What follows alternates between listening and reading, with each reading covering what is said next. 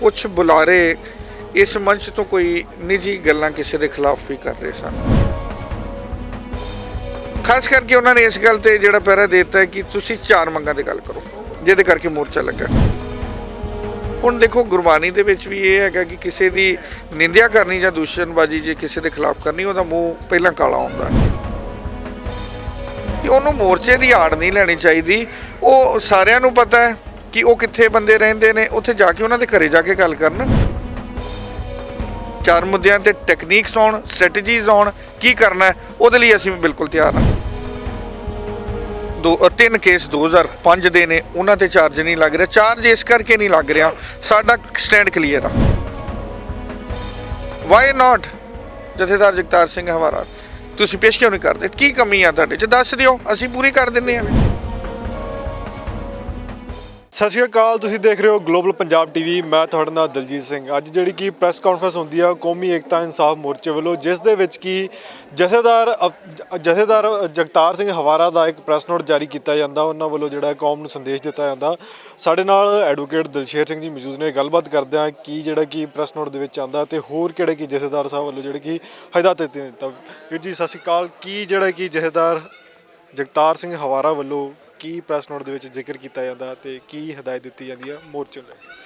ਦੇਖੋ ਜੀ, ਮੇਰੇ ਸਾਥੀ ਗੁਰਸ਼ਰਨ ਸਿੰਘ ਧਾਲੀਵਾਲ ਸਾਹਿਬ ਗਏ ਸੀ ਕੁਛ ਦਿਨ ਪਹਿਲਾਂ, ਪਰਸੋਂ ਹੀ ਗਏ ਨੇ, ਮੁਲਾਕਾਤ ਕਰਕੇ ਆਏ ਨੇ। ਉਹਨਾਂ ਦੀ ਜੋ ਲੀਗਲ ਮੀਟਿੰਗ ਹੁੰਦੀ ਹੈ ਉਹਦੇ 'ਚ ਉਹਨਾਂ ਨੇ ਸਾਰਾ ਮੋਰਚੇ ਦਾ ਇੱਕ ਭੇਜਣਾ। ਉਹਨਾਂ ਦੀ ਲੀਗਲ ਮੀਟਿੰਗ ਕਰਨ ਦਾ ਇੱਕ ਇਹ ਵੀ ਕਾਰਨ ਸੀ ਕਿ ਅਸੀਂ ਲਗਭਗ ਕਾਫੀ ਦਿਨਾਂ ਤੋਂ ਮੋਰਚਾ ਚੱਲ ਰਿਹਾ, ਸਾਰਾ ਉਹਨਾਂ ਨੂੰ ਦੱਸਿਆ ਗਿਆ ਹੈ ਕਿ ਕਿੱਦਾਂ ਮੋਰਚਾ ਚੜ੍ਹਦੀ ਕਲਾ 'ਚ ਆ, ਕਿੱਦਾਂ ਦੇ ਪ੍ਰਬੰਧ ਨੇ। ਉਹ ਸਾਰਾ ਜਦੋਂ ਦੱਸਿਆ ਤੇ ਇੱਕ ਗੱਲ ਇਹ ਆ ਰਹੀ ਸੀ ਕਿ ਕੁਛ ਨੌਜਵਾਨਾਂ ਵੱਲੋਂ ਕੁਛ ਵਿਰੋਧ ਹੋ ਰਿਹਾ।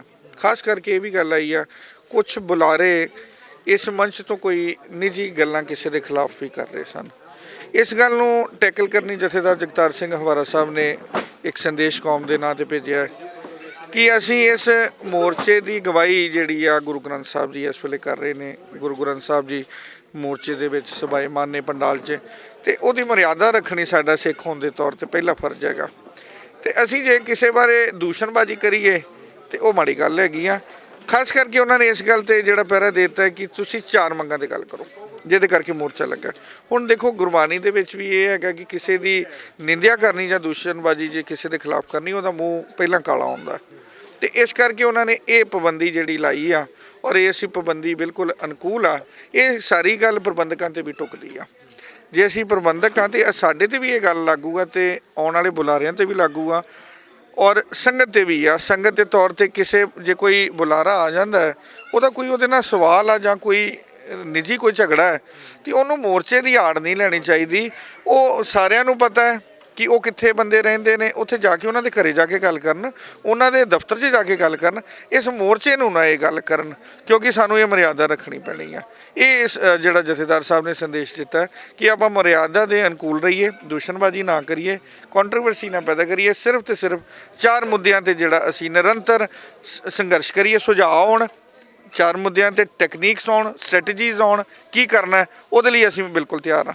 ਔਰ ਦੂਜਾ ਜਿਹੜਾ ਉਹਨਾਂ ਨੇ 26 ਜਨਵਰੀ ਨੂੰ ਜਿਹੜਾ ਇਤਿਹਾਸਿਕ ਇਕੱਠ ਹੋਇਆ, ਉਹ ਜਿਹੜੀ ਵੀ ਸੰਗਤ ਇੱਥੇ ਪਹੁੰਚੀ ਆ ਉਹਨਾਂ ਨੇ ਧੰਨਵਾਦ ਕੀਤਾ। ਤੁਸੀਂ ਜ਼ਿਕਰ ਕਰ ਰਹੇ ਸੀਗੇ ਕਿ ਉਹਨਾਂ ਵੱਲੋਂ ਇੱਕ ਗੱਲ ਕਹੀ ਕਿ ਸਾਡੀ ਇਸ 'ਤੇ ਰਿਹਾਈ 'ਤੇ ਕੋਈ ਸਮਝੌਤਾ ਨਾ ਕੀਤਾ ਜਾਵੇ, ਸਜ਼ਾ ਭਾਵੇਂ 100 ਸਾਲ ਹੋ ਜੇ। ਇਸ 'ਤੇ ਕੀ ਕਹਿਣਾ? ਦੇਖੋ, ਇਹ ਸਾਡੇ ਜਿਹੜੇ ਕੌਮ ਦੇ ਯੋਧੇ ਨੇ ਉਹ ਬੜੇ ਇਸ ਗੱਲੋਂ ਅਨੁਕੂਲ ਨੇ। ਸਿੱਖੀ ਸਿਧਾਂਤਾਂ ਅਨੁਸਾਰ ਉਹਨਾਂ ਨੇ ਆਪਣਾ ਜੀਵਨ ਕੱਟਿਆ ਹੈ। ਜੇ ਉਹਨਾਂ ਨੇ ਸੋਧਾ ਵੀ ਲਾਇਆ ਬੇਅੰਤੇ ਬੁੱਚੜ ਨੂੰ, ਉਹਦਾ ਵੀ ਇੱਕ ਰਵਾਇਤ ਹੈਗੀ ਆ ਕਿ ਜੇ ਦੇਖੋ ਨਾ ਕੈਸਾ ਇੱਕ ਬੇਅੰਤ ਸਿੰਘ ਦਾ ਜਿਹੜਾ ਦੌਰ ਸੀ ਸਿੱਖੀ ਦਾ ਖੁਰਾ ਖੋਜ ਮਟਾਉਣ ਦੀ, ਉਹਨੇ ਜਿਹੜੀ ਤਈਆ ਹੀ ਕਰ ਲਿਆ, ਅਤੇ ਉਹਨੂੰ ਜੇ ਕੋਈ ਹੋਰ ਹੀਲਾ ਵਸੀਲਾ ਨਹੀਂ ਬਣਿਆ ਅਤੇ ਉਹਨਾਂ ਨੇ ਰਵਾਇਤੀ ਤੌਰ 'ਤੇ ਉਹਦਾ ਸੋਧਾ ਲਾ ਦਿੱਤਾ। ਉਹ ਗੁਰੂ ਦੇ ਆਸ਼ੇ ਅਨੁਸਾਰ ਇੰਨੀ ਲੰਬੀ ਜਿਹੜੀ ਇਹ ਜ਼ਿੰਦਗੀ ਜੀ ਰਹੇ ਨੇ ਔਰ ਕੱਟ ਰਹੇ ਨੇ। ਉਹਨਾਂ ਨੇ ਇਹ ਗੱਲ ਤੋਂ ਸਾਨੂੰ ਵੈਸੇ ਇਸ ਗੱਲ ਦਾ ਤਾਂ ਪਹਿਲਾਂ ਹੀ ਸਾਨੂੰ ਪਤਾ ਕਿ ਅਸੀਂ ਇਹਨਾਂ ਸਿੰਘਾਂ ਦਾ ਬਹੁਤ ਜ਼ਿਆਦਾ ਸਤਿਕਾਰ ਹੈ। ਖਾਸ ਕਰਕੇ ਸ਼ਹੀਦ ਸਿੰਘਾਂ ਤੋਂ ਬਾਅਦ ਜਿੰਦੇ ਸ਼ਹੀਦ ਨੇ ਸਾਡੇ ਕੌਮ ਦੇ, ਇਹਨਾਂ ਦਾ ਕੋਈ ਅਸੀਂ ਐਸਾ ਨਹੀਂ ਕਰ ਸਕਦੇ ਕਿ ਇਹਨਾਂ ਲਈ ਅਸੀਂ ਕੋਈ ਕਿਸੇ ਨਾਲ ਸਮਝੌਤਾ ਕਰ ਲਈਏ ਜਾਂ ਕੋਈ ਕੰਡੀਸ਼ਨ ਰੱਖ ਲਈਏ। ਉਹਨਾਂ ਦੀ ਇਹ ਗੱਲ ਸੀ, ਕਿਉਂਕਿ ਅਸੀਂ ਮਿਲ ਨਹੀਂ ਪਾਏ ਸੀ ਲੰਬੇ ਸਮੇਂ ਤੋਂ। ਇਹ ਗੱਲ ਉਹਨਾਂ ਦੀ ਕਹਿਣੀ ਬਿਲਕੁਲ ਵਾਜਬ ਹੈ ਕਿ ਅਸੀਂ ਬਗੈਰ ਕੰਡੀਸ਼ਨ, ਉਹ ਮੈਂ ਉਹਨਾਂ ਨੂੰ ਸਮਝਾਇਆ ਇਸ ਗੱਲ ਤੇ ਕਿ ਜਦੋਂ ਤੁਹਾਡੀ ਰਿਹਾਈ ਹੋਣੀ ਹੈ ਬਗੈਰ ਕੰਡੀਸ਼ਨ ਹੋਣੀ ਹੈ। ਰਾਜੀਵ ਗਾਂਧੀ ਦੇ ਜੇ ਕਾਤਲ ਛੱਡਿਆ ਬਗੈਰ ਕੰਡੀਸ਼ਨ ਛੱਡਿਆ, ਜੇ ਬਿਲਕਿਸ ਬਾਨੋ ਦੇ ਕਾਤਲ ਛੱਡੇ ਨੇ ਬਗੈਰ ਕੰਡੀਸ਼ਨ ਛੱਡੇ ਆ, ਤੇ ਜੇ ਪੁਲਿਸ ਆਫੀਸਰ ਛੱਡੇ ਉਹ ਵੀ ਬਗੈਰ ਕੰਡੀਸ਼ਨ, ਤੇ ਤੁਹਾਡੇ ਨਾਲ ਕੋਈ ਕੰਡੀਸ਼ਨ ਨਹੀਂ ਰੱਖੀ ਜਾਏਗੀ, ਤੁਸੀਂ ਉਦਾਂ ਹੀ ਆਓਗੇ ਜਿੱਦਾਂ ਬਾਕੀ ਆਏ ਨੇ। ਨਾਮ ਲੈ ਕੇ ਜ਼ਿਕਰ ਕੀਤਾ ਵੀ ਇਹਨਾਂ ਬੰਦਿਆਂ ਨੂੰ ਜਿਹੜਾ ਕਿ ਮੋਰਚੇ ਦੇ ਵਿੱਚ ਨਾਮ ਦਿੱਤਾ ਜਾਵੇ। ਕੁਛ ਇੱਥੋਂ ਦੇ ਲੋਕਲ ਨਹੀਂ ਆ, ਕੁਛ ਬਾਹਰ ਦੀਆਂ ਬੰਦੇ ਨੇ ਜਿਨ੍ਹਾਂ ਨੂੰ ਪਿਛਲੇ ਸਮੇਂ ਦੇ ਵਿੱਚ ਕੋਈ ਉਹਨਾਂ ਦੀਆਂ ਕੰਟਰੋਵਰਸੀਜ਼ ਹੈਗੀਆਂ ਨੇ, ਉਹਨਾਂ ਤੋਂ ਸੁਚੇਤ ਹੋਣ ਲਿਖਿਆ ਹੈ। ਨਾ ਆਉਣ ਦੀ ਗੱਲ ਜਿਹੜੀ ਆ, ਦੇਖੋ ਸੰਗਤ ਦੇ ਤੌਰ ਤੇ ਸਾਰੇ ਹੀ ਆ ਸਕਦੇ ਇੱਥੇ। ਜੇ ਕੋਈ ਵੱਡੇ ਤੋਂ ਵੱਡਾ ਪਾਪੀ ਵੀ ਆ ਕੇ ਇਹ ਗੱਲ ਲੈ ਸਕਦਾ ਕਿ ਜਿਹੜਾ ਗੁਰੂ ਗ੍ਰੰਥ ਸਾਹਿਬ ਇੱਥੇ ਸਭਾਏਮਾਨ ਨੇ, ਮੈਂ ਮੱਥਾ ਟੇਕਣਾ ਹੈ, ਕਿਸੇ ਨੂੰ ਡੱਕਿਆ ਨਹੀਂ ਜਾ ਸਕਦਾ। ਹਾਂ, ਪ੍ਰਬੰਧਕੀ ਢਾਂਚੇ 'ਚ ਅਸੀਂ ਉਹ ਸਾਨੂੰ ਜਿਹੜਾ ਉਹਨਾਂ ਨੇ ਹਦਾਇਤ ਕੀਤੀ ਅਸੀਂ ਬਿਲਕੁਲ ਮੰਨਾਂਗੇ ਜੀ। ਜਗਤਾਰ ਸਿੰਘ ਹਵਾਰਾ ਹੋਰਾਂ ਦਾ ਜਿਹੜਾ ਕੇਸ ਕਿੱਥੋਂ ਤੱਕ ਪਹੁੰਚਿਆ? 2 ਕੇਸ ਸੀਗੇ, ਇੱਕ ਚੰਡੀਗੜ੍ਹ ਇੱਕ ਮੋਹਾਲੀ, ਉਸ ਦੇ ਬਾਰੇ ਦੱਸਿਆ ਜਾਵੇ। ਕਿ ਦੇਖੋ ਭਾਈ ਸਾਹਿਬ, ਬੜੀ ਲਾਲੈਸਨੈਸ ਆ। ਅਸੀਂ ਕਾਨੂੰਨ ਦੇ ਦਾਇਰੇ 'ਚ ਜਦੋਂ ਚੱਲ ਰਹੇ ਹਾਂ, ਸਾਡਾ ਲੀਗਲ ਫੈਟਰਨਿਟੀ ਸਿਸਟਮ ਹੈਗਾ, ਪਰ ਬੜੀ ਨਮੋਸ਼ੀ ਆਉਂਦੀ ਆ ਕਿ 1998 ਦਾ ਕੇਸ ਇੱਕ ਪੈਂਡਿੰਗ ਆ, ਉਹਦੇ ਤੇ ਚਾਰਜ ਨਹੀਂ ਲੱਗ ਰਿਹਾ।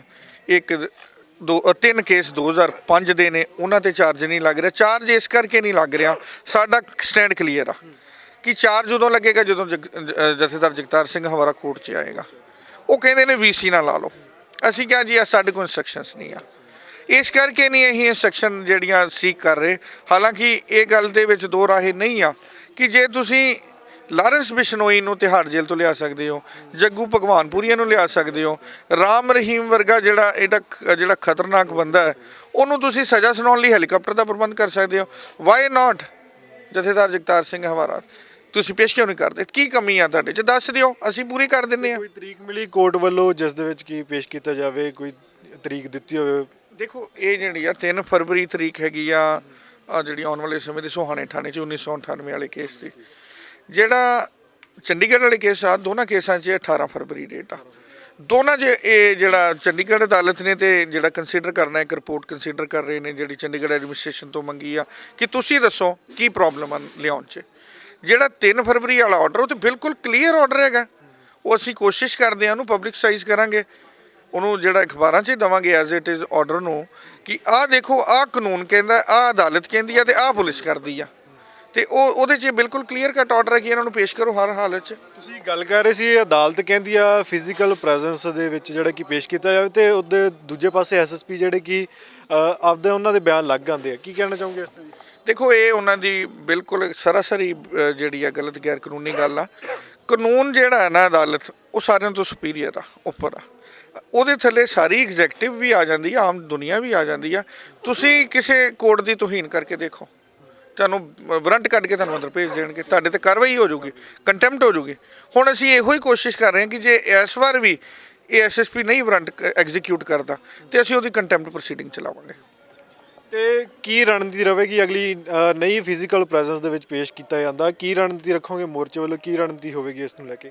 ਦੇਖੋ ਜੀ, ਇਹ ਅਸੀਂ ਕਲੀਅਰ ਕਰਤਾ ਕਿ ਅਸੀਂ ਐਕਸ਼ਨ ਦੇਵਾਂਗੇ, ਸਿੰਬੋਲਿਕ ਐਕਸ਼ਨ ਹੋਏਗਾ।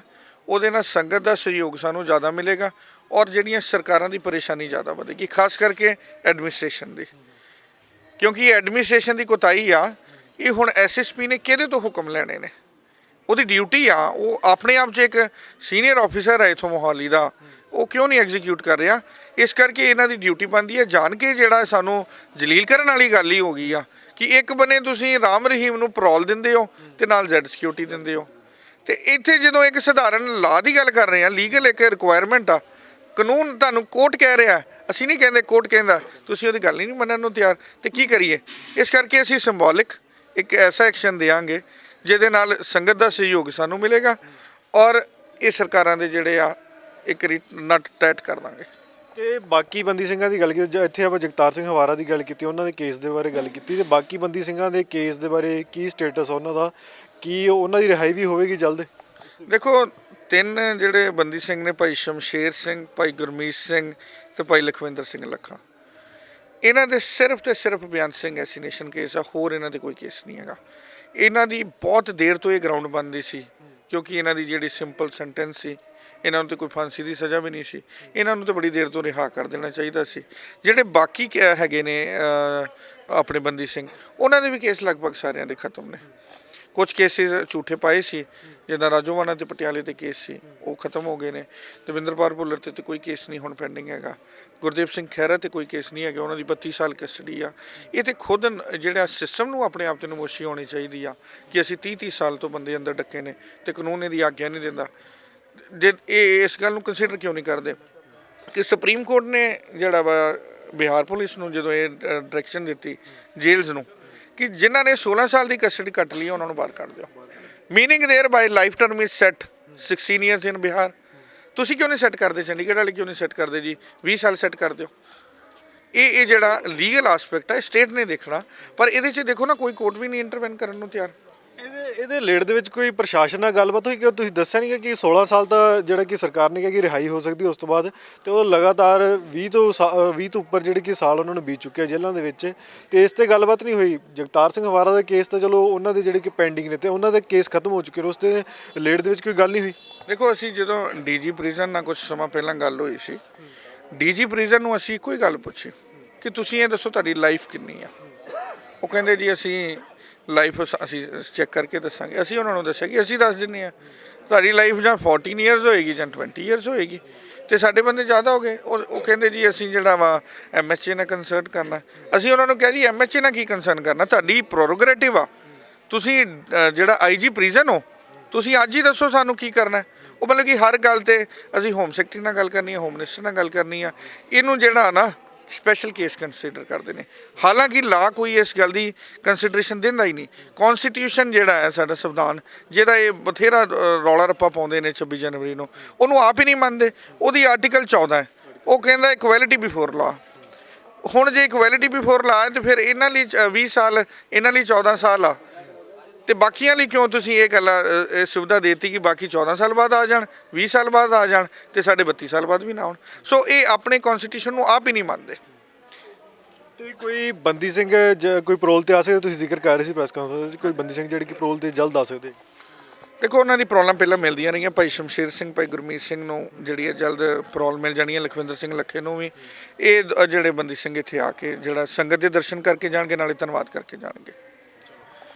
ਤਾਂ ਇਹ ਸਨ ਸਾਡੇ ਨਾਲ ਐਡਵੋਕੇਟ ਦਿਲਸ਼ੇਰ ਸਿੰਘ, ਜਿਨ੍ਹਾਂ ਵੱਲੋਂ ਜਿਹੜਾ ਕਿ ਜ਼ਿਕਰ ਕੀਤਾ ਗਿਆ ਕਿ ਜਲਦ ਹੀ ਜਿਹੜੇ ਕਿ ਕੁਝ ਬੰਦੀ ਸਿੰਘ ਜਿਹੜੇ ਕਿ ਪਰੋਲ ਤੇ ਆ ਸਕਦੇ ਨੇ, ਅਤੇ ਜਗਤਾਰ ਸਿੰਘ ਹਵਾਰਾ ਹੋਰਾਂ ਵੱਲੋਂ ਇੱਕ ਪ੍ਰੈਸ ਨੋਟ ਜਾਰੀ ਕੀਤਾ ਜੇਲ੍ਹ ਦੇ ਵਿੱਚੋਂ, ਜਿਸ ਦੇ ਵਿੱਚ ਮੋਰਚੇ ਦੇ ਰਿਲੇਟ ਦੇ ਵਿੱਚ ਸਭ ਜਿਹੜੇ ਕਿ ਦੱਸਿਆ ਗਿਆ। ਉਹਨਾਂ ਵੱਲੋਂ ਜਿਹੜੇ ਕਿ ਮੋਰਚੇ ਦੇ 26 ਤਰੀਕ ਨੂੰ ਜਿਹੜਾ ਮੋਰਚਾ ਲੱਗਦਾ ਇੱਕ ਜਿਹੜੇ ਕਿ ਉਸ ਦਾ ਜ਼ਿਕਰ ਕੀਤਾ ਗਿਆ, ਤੇ ਸੰਗਤਾਂ ਦਾ ਧੰਨਵਾਦ ਕੀਤਾ, ਤੇ ਕਿਸ ਨੂੰ ਸਟੇਜ ਦੇ ਉੱਤੇ ਚੜਾਉਣਾ ਚਾਹੀਦਾ ਤੇ ਗੁਰੂ ਸਾਹਿਬ ਦੀ ਮਰਿਆਦਾ ਨੂੰ ਰੱਖਦੇ ਹੋਏ ਜਿਹੜੇ ਕਿਸ ਨੂੰ ਸਟੇਜ ਤੇ ਚੜਾਉਣਾ ਤੇ ਕਿਸ ਨੂੰ ਨਹੀਂ, ਇਸ ਦੇ ਬਾਰੇ ਵੀ ਜ਼ਿਕਰ ਕੀਤਾ ਗਿਆ। ਤੇ ਹੋਰ ਬਥੇਰੀ ਗੱਲਾਂ ਦਾ ਜਿਹੜਾ ਕਿ ਜ਼ਿਕਰ ਜਗਤਾਰ ਸਿੰਘ ਹਵਾਰਾ ਵੱਲੋਂ ਇੱਕ ਪ੍ਰੈਸ ਨੋਟ ਦੇ ਵਿੱਚ ਕੀਤਾ ਗਿਆ। ਕੈਮਰਾਮੈਨ ਜਗਸੀਰ ਦੇ ਨਾਲ ਮੈਂ ਦਿਲਜੀਤ ਸਿੰਘ, ਗਲੋਬਲ ਪੰਜਾਬ TV, ਚੰਡੀਗੜ੍ਹ।